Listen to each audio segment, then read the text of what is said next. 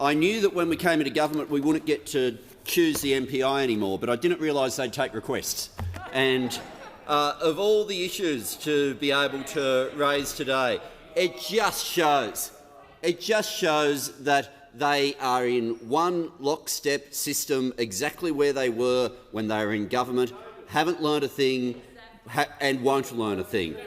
I mean, to have the end of that speech from the party that refused to implement the Respect at Work report is just beyond belief.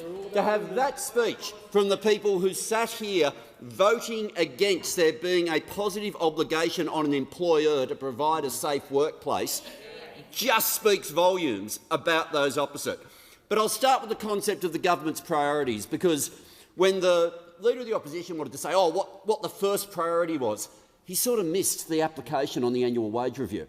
Sort of missed that. Sort of didn't want to acknowledge that the first thing that happened in my portfolio was that we argued that the lowest paid workers should get a pay increase. And they got it. After all the outrage of claims that the sky would fall in, that was the first thing that we did. And what was the first legislative action we've taken, that we'll be taking? It's to introduce family and domestic violence leave, something that people have been waiting too many years for, and those opposite have voted against on too many occasions. But for the issues that he's spoken about directly, where the Leader of the Opposition has spoken about the ABCC, and he's given all these examples of criminal behaviour. One problem. You do know the ABCC isn't allowed to deal with criminal behaviour. It's a starting point for the debate. They only deal with civil offences. They don't deal with criminal behaviour. Criminal behaviour should be dealt with by the police. And when criminal behaviour occurs, the police are the ones who should enforce.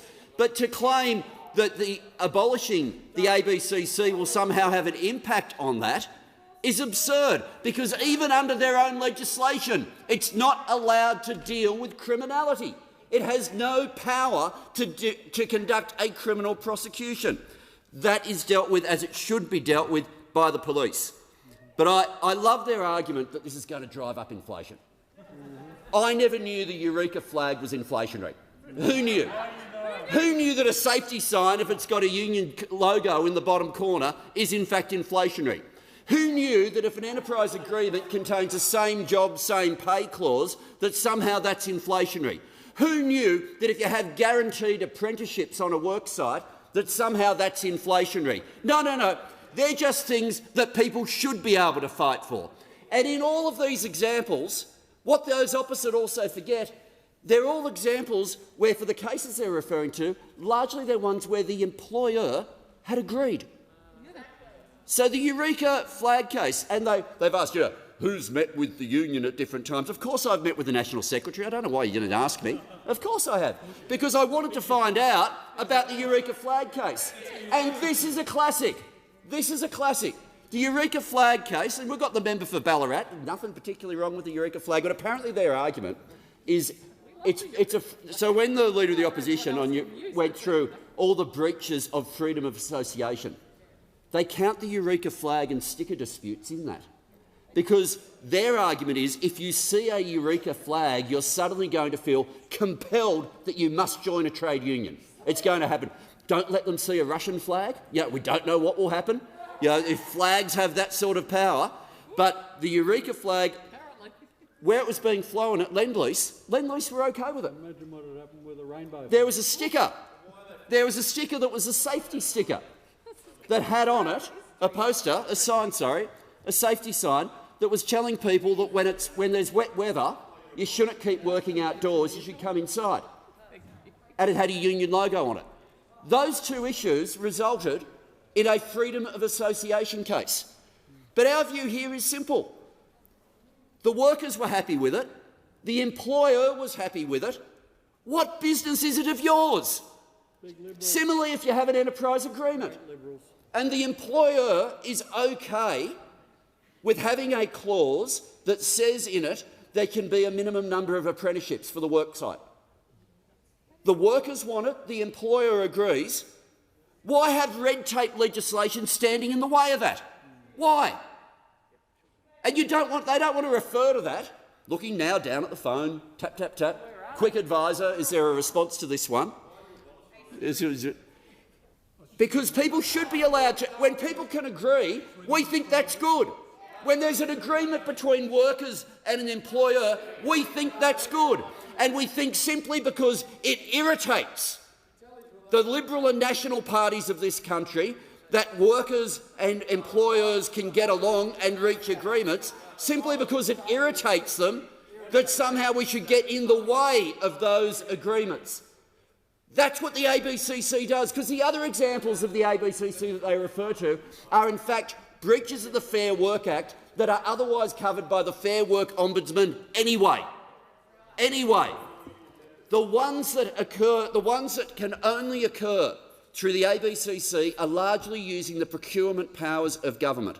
And effectively, you have this ridiculously complex formula where something is right or wrong, not based on an industrial law principle, but based on a formula of how much Commonwealth investment there is versus the total value of the project.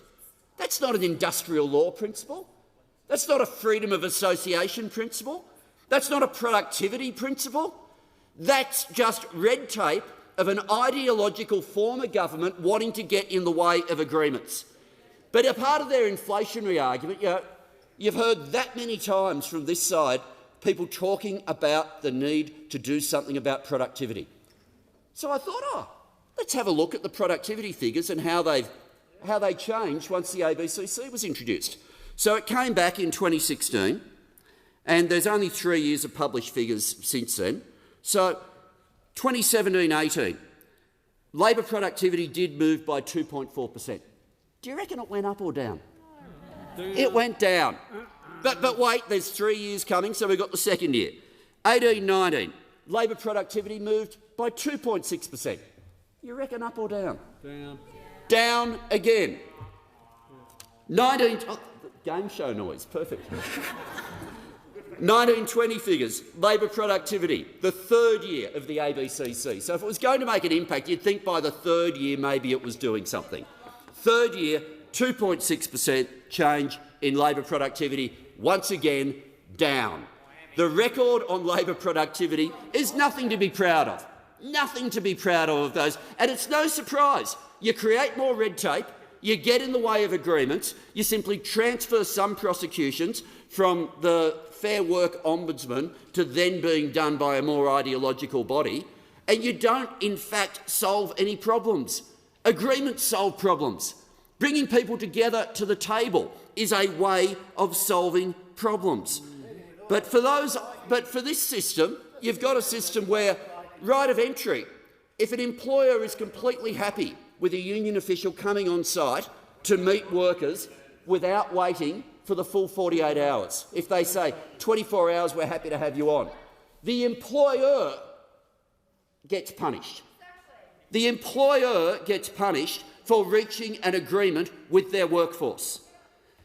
Those opposite have wanted to characterise the ABCC as something that it is not. They then, but the come-in-spinner moment of the day was the question that related to what has the federal court had to say. And I've got to say, the quotes are extraordinary.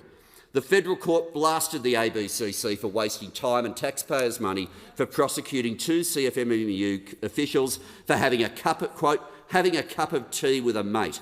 Described by the court, a minuscule, insignificant affair. Described by the court, this is all external forces that are beating up what's just a really ordinary situation that amounts to virtually nothing. Described by the court, for goodness sake, I don't know what this inspectorate is doing. Described by the court, a battleship in full steam which had difficulty turning. Described by the court, a body that the court was entitled to expect that proceedings would not be conducted as a blood sport. This has not been a good regulator. This is a regulator that has simply increased conflict, has got in the way of where agreements exist and where agreements are possible. If criminal matters happen, the criminal processes should deal with them, and the Fair Work Ombudsman is the more effective body to deal with civil matters.